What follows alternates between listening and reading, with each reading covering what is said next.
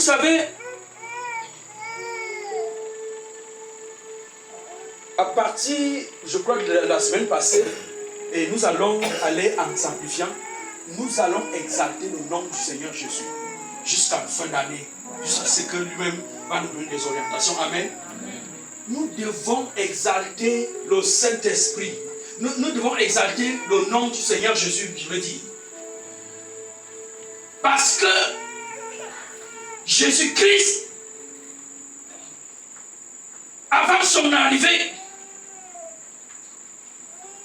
beaucoup de gens ont voulu le rencontrer. Avant la naissance physique de Jésus, beaucoup de personnes ont voulu le rencontrer. Les millénaires sont passés. Les prophètes sont arrivés. Ils ont prophétisé pour l'arrivée du Sauveur. D'aucuns disaient, c'est l'année prochaine. D'autres disaient, il arrive. Beaucoup ont médité sur l'arrivée du Seigneur Jésus. D'autant plus que le peuple d'Israël était vraiment sous le joug et sous l'emprise, n'est-ce pas, de Rome. Amen. Amen. C'est comme toi. Depuis d'abord, je voudrais te dire une chose. C'est que tu es un privilégié ou une privilégiée. Amen. Vous savez pourquoi? Tu es privilégié parce que tu es de cette terre, des personnes, l'ère des personnes qui bénéficient de la grâce divine, de la présence de Jésus. Amen. Alléluia. Amen. Parce qu'il y a une histoire dans la Bible que nous allons lire tout à l'heure. Mais avant de continuer, que quelqu'un me lise Luc 2, verset 34.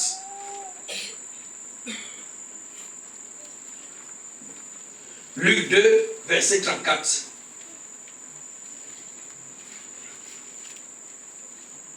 Ok, je vais lire.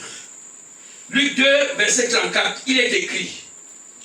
Siméon les bénit et dit à Marie, sa mère, voici, cet enfant est destiné à amener la chute et le relèvement de plusieurs en Israël et à devenir un signe qui provoquera la contradiction. Amen. Applaudissons pour la parole de Dieu.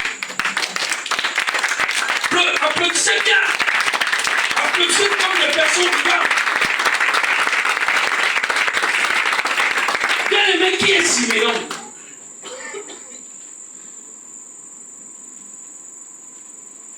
Avant la naissance de Jésus, Siméon était ce grand patriarche-là qui avait été divinement averti par Dieu, visité par Dieu.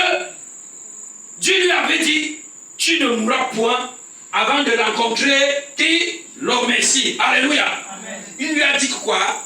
Tu ne mourras point avant de rencontrer le Messie. Amen. Amen. Vous voyez, il y a quelque chose qui me choque. Il y a quelqu'un qui aime à le dire, et je les reprends souvent. Si tu n'es pas sûr que tu ne vas plus voir ton ami, ou alors que ton ami t'a donné un rendez-vous, il te dit non, j'arrive, hein. Ils disent, ah, comme Jésus, non. Hein? C'est ce qu'on dit souvent. Pas pour dire que Jésus, selon lui, que Jésus ne reviendra pas. Alléluia. Beaucoup l'ont expérimenté à cause de l'attente. Je ne sais pas ce que Dieu t'a promis. Je ne connais pas ce que Dieu t'a promis dans les songes. Et même dans une visitation particulière ou alors par un prophète. Dieu t'a certainement promis quelque chose. Alléluia. Amen. Il faut continuer à attendre comme Siméon. Siméon a attendu. Il s'est accroché devant cette prophétie. La prophétie disait qu'il ne mourra point sans avoir rencontré Jésus-Christ. Voilà pourquoi moi aussi prophétiquement je te dis, tu ne mourras point avant d'atteindre ta destinée au nom de Jésus. Amen. Tu ne mourras point avant de réaliser ce pourquoi le Seigneur t'a recommandé de faire. Alléluia. Tu ne mourras point avant de te marier au nom de Jésus. Tu ne mourras point avant d'exercer le pouvoir sur tous tes ennemis. Amen. Si ça a été pour Simeon, ça le sera aussi pour toi au nom de Jésus. Vous savez pourquoi? Parce que la Bible dit que tout ce qui a été écrit a été pour notre instruction. La Bible nous instruit ce que nous devons faire. C'est une promesse. La Bible est un livre de promesses. Et les promesses de Dieu sont faites pour s'accomplir. Et ça s'accomplit pour ceux qui sont accrochés. Vous savez, il faut être accroché. Les prédications sont là pour préparer le vase que nous sommes à recevoir les promesses que le Seigneur nous a promis. Alléluia. Amen. Regardez un peu. La femme à la perte de sang. Qu'est-ce que la femme à la perte de sang s'est dit en elle-même? Si ça